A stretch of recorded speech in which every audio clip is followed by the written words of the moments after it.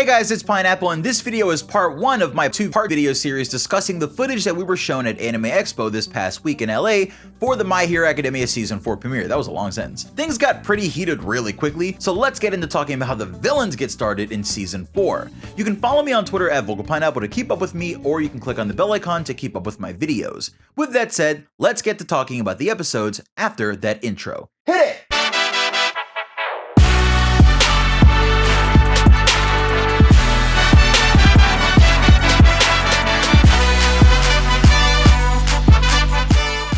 So at Anime Expo for the My Hero Academia Season 4 premiere, we were shown 2 episodes of My Hero Academia Season 4 cut together to give us a good look at what was going on both sides of the fence. The episode picks up right where Season 3 finishes off, with a scene that I'm sure all of the manga readers wish had gone on for just a few moments longer. I know, I was just wishing it had gone on a few moments longer. Shigaraki says that Twice brought him a good one, and right off the bat, Chisaki shows that he's not there to play games. He scoffs at Chisaki and kind of laughs at that line like, who says something like that? But I guess that's because Chisaki doesn't know about Shigaraki's childish nature. While they're all standing there, the rest of the league takes a bit to size Chisaki up while he kind of just stands there. Compress explains to Toga that Chisaki is actually a member of an organization that's gone unseen in the My Hero world up until this point, the Yakuza.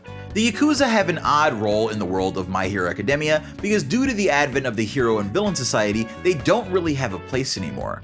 Other more popular groups and other types of groups rose up to take the place of the Yakuza in Japanese society, but here we see Chisaki saying that it's possible for the Yakuza to be relevant again, now more than ever, now that there's a hole at the top. The members of the league question Chisaki and wonder if he's just like every other villain out there trying to capitalize off the fact that All Might is out of the picture. But interestingly enough, Chisaki hits them with a response that I'm sure they weren't exactly expecting. Chisaki says that the real big fish that got taken out was All for One. We learned that All for One is sort of like a folk hero to mobsters and organized villains. They hear of what he did and what he built, but it's almost like an urban legend. The power of that faith in All for One made it so that the leaders of the various criminal organizations behaved because they were afraid of stepping on his toes. You could imagine that All for One coming into the light and then losing, only to end up in prison, would ultimately serve as a way to shake up the entire criminal underground, and that's something that we're going to be seeing more of as we continue the series. All Might's absence has made becoming a villain more accessible to some people, and it's made operating with less caution easier for those that were hidden away. We'll keep seeing groups like the League and Chisaki coming up in our series. Chisaki is interested in the fact that All Might and All for One took each other out because that means that there's nobody to rule the day or the night.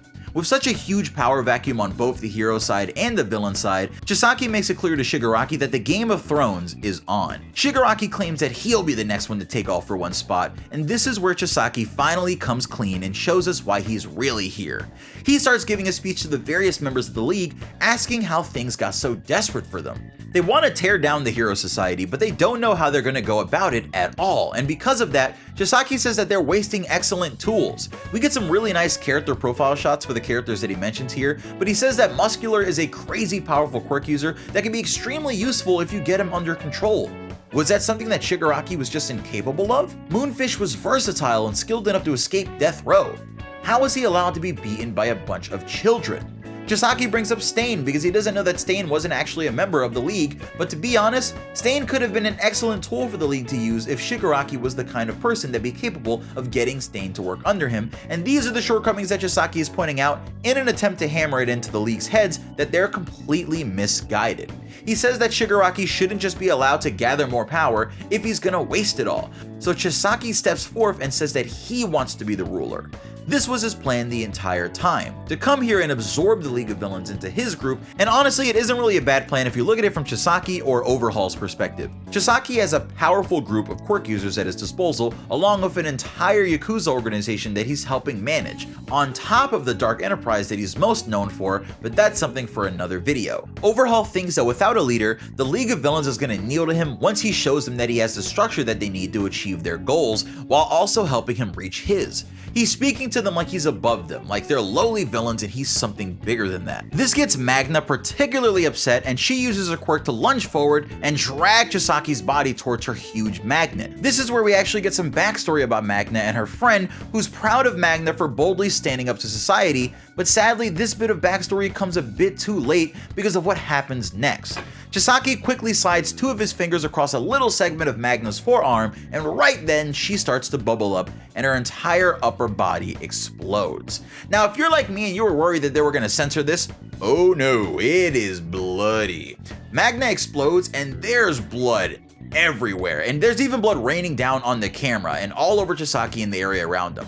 Suddenly, there's silence. Everyone is shocked and Chisaki lands on his feet and starts wiping himself off, and that's when the other members start getting involved. As Chisaki seems to get really obsessed with wiping Magna's blood off of him, Compress lunges in and tries to turn Chisaki into a marble, but he's hit with something, and right as he reaches Chisaki, his quirk fails to activate.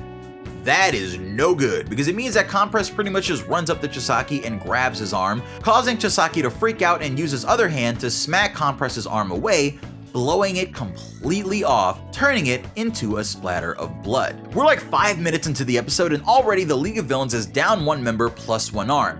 Everyone in the hall was super excited, and then Shigaraki comes sliding in at a high speed, and in a quick second, Chisaki screams out shield, and a fast quirk user speeds in and gets in the way of Shigaraki's attack. Now in the manga, this guy gets turned into a puddle of blood and broken up body bits all along the floor, but weirdly enough, if I remember correctly, his body sort of just turns all white here and falls over, and doesn't break at all. I definitely remember watching the scene thinking that it was a little weird that they seemed to kind of censor Shigaraki's quirk usage on the 8 Precepts of Death member, but not Chisaki's quirk usage on Magna. But I didn't really have too much time to think about that because 2 more mysterious people jump down from the roof and another huge guy comes through the wall with some little guy riding on his back. Every single member of this group shares that Plague Doctor style mask like Chisaki, or different variations on that, and it's really awesome. They definitely look really cool. I love their group aesthetic. Chisaki goes over to his friend in the white coat and complains that he was too slow with his shot, and this is where we realize for the first time what's actually happening here. You see, when Compress reached out to try to turn Chisaki into one of his marbles, one of this guy's bullets actually hit Compress in the shoulder and completely shut off his quirk. This means that not only does Chisaki enter the series of a quirk that can literally instantly kill people with just a touch and a bunch of other things, but he also introduces the quirk suppressing bullet. These bullets can temporarily shut off a person's quirk, and they're extremely fast acting. Now in a world where most people have superpowers and people have become extremely dependent on these powers, the most dangerous thing that you could possibly do to society is introduce a fear that these powers can be taken away from them. It's something that can put fear into the hearts of heroes, because in a time where they don't have a thought that All Might could show up and help out during a hard time, now these heroes have to worry about the likelihood that a villain might have one of these quirk suppressing bullets, or even worse. Now you're in a situation where a villain is in front of you and you're just a regular person left to somehow defend yourself. The quirk suppressing technology is extremely dangerous, and it's just another thing that Chisaki seems to have on his side over the League of Villains. Chisaki says that they should call it even at 1 death per team right now, even though the League is down 1 arm. The other members of the League are absolutely ready to go at it, but Shigaraki pauses and tells them not to. As Overhaul and his team are heading out, he throws a card on the ground and tells Chisaki to collect himself and seek Chisaki out once he's ready to talk business. As we reach the end of this video, I want to remind you how much of My Hero Academia is based around this parallel with Shigaraki and Deku. The first half of this episode and 2-part video series is about Shigaraki's meeting with a group that he's supposed to apparently join to gain more power and work towards his goals, and Deku has a very similar meeting as well.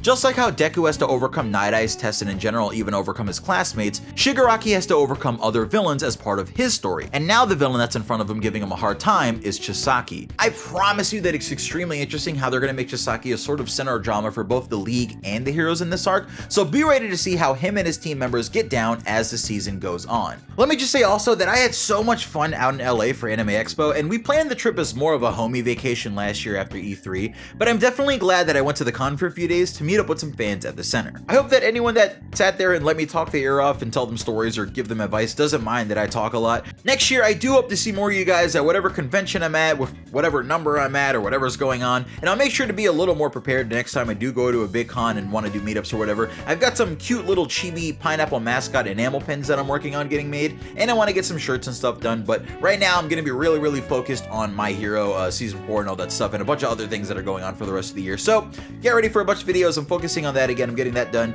and yeah, just want to give you that little you know, little update. We're gonna hopefully do a Pineapple Gang meetup next year at Anime Expo or E3 or something. I guess that's something that I'll keep you guys up to date on as my anxiety figures out if I'm able to do that. But that's all for me, so make sure you check out part 2 of this video to see what happened with Mirio, Deku, All Might, and Nighteye in the season premiere. And I'll see you guys later. This is Pineapple. Love you. Peace.